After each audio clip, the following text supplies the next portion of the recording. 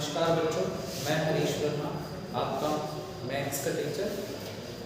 जैसा कि आपको पता है, दिल्ली एनसीआर में अत्यधिक पोल्यूशन के कारण आपकी ऑनलाइन क्लासेस ली जा रही हैं। इसलिए आज हम ऑनलाइन माध्यम से ही आपकी पढ़ाई करेंगे ताकि आपकी आगे की पढ़ाई डिस्टर्ब ना हो। इसलिए आज हम ऑनलाइन माध्यम से आपकी क्लास लेंगे।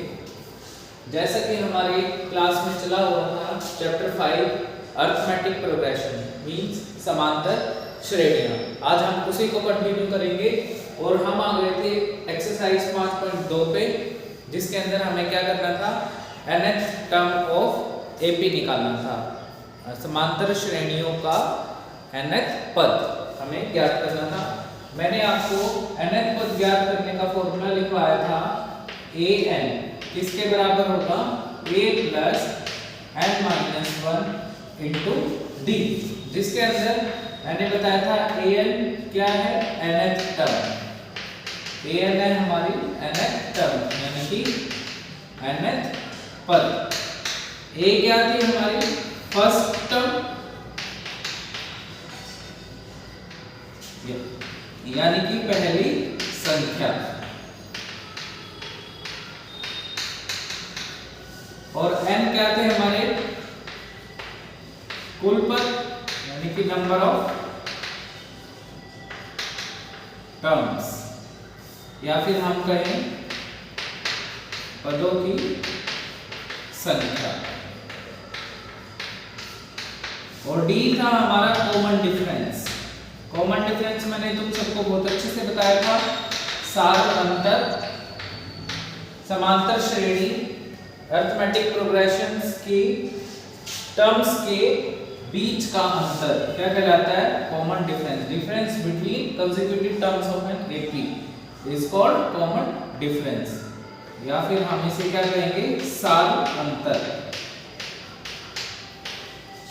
ठीक है, अब an का फॉर्मूला समझ में आया। nth टर्म निकालने का फॉर्मूला क्या होगा, an is equal to a plus n minus 1 into D. अब हम कुछ क्वेश्चंस करेंगे, जैसा हम क्वेश्चन नंबर 3 पर आए हुए थे तो हम उसी को कंटिन्यू करते हैं। थर्ड पार्ट क्या कह रहा है कि जो ये एपी दी हुई है इसमें मिसिंग टर्म फाइंड करनी है हमें। जैसे थर्ड पार्ट में फर्स्ट टर्म दे दी उसने 5 और अदर 2 टर्म्स हमें नहीं पता, लेकिन हमें ये टर्म पता है 9:1/2। अब देखो मैंने क्या बताया था, जौन सी टर्म हमारे पास दे रखी है हम उसी को लेकर चलेंगे, जौन सी नहीं दे रखी, जौन सी निकालनी है उसे नहीं उठाएंगे, पहले हम उसे उठाएंगे जो हमें दे रखी है। अब हमें पहली टर्म्स क्या दे रखी है, 5, ये पहली संख्या, ये दूसरी टर्म, ये तीसरी टर्म और ये चौथी टर्म। तो पहली संख्या कितनी है, 5, ऐसे चौथी संख्या यानी कि फोर्थ टर्म, चौथा पद कितना दे रखा है, 9:1/2। इसे हम क्या लिख सकते हैं, 2 9 18 प्लस 1 19/2। अब देखो a4 इस फॉर्मूले के अनुसार किसके बराबर होगा, a plus 4 minus 1 into D. यहाँ पर a4 की क्या वैल्यू आ जाएगी, a plus 3d।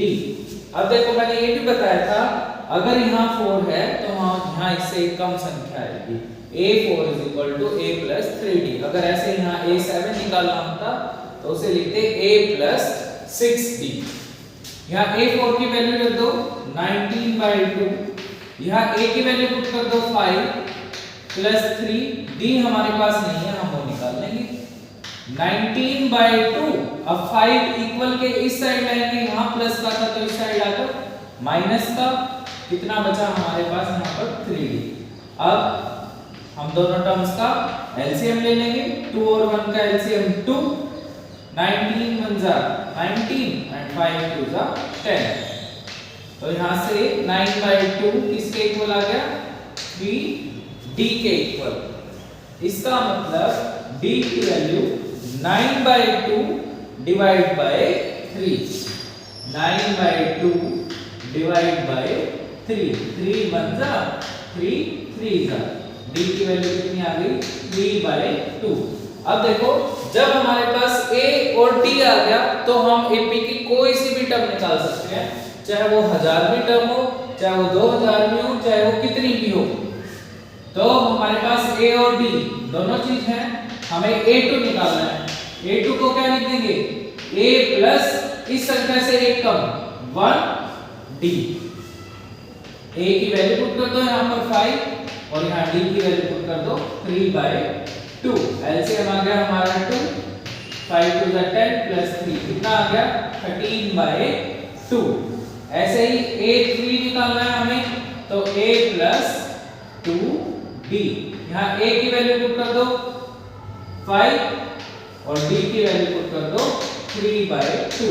2 is cancelled by 2, 5 plus 3 कितना आ गया 8। तो हमारा a2 कितना हो गया 13/2 और a3 कितना हो गया 8। Is this clear?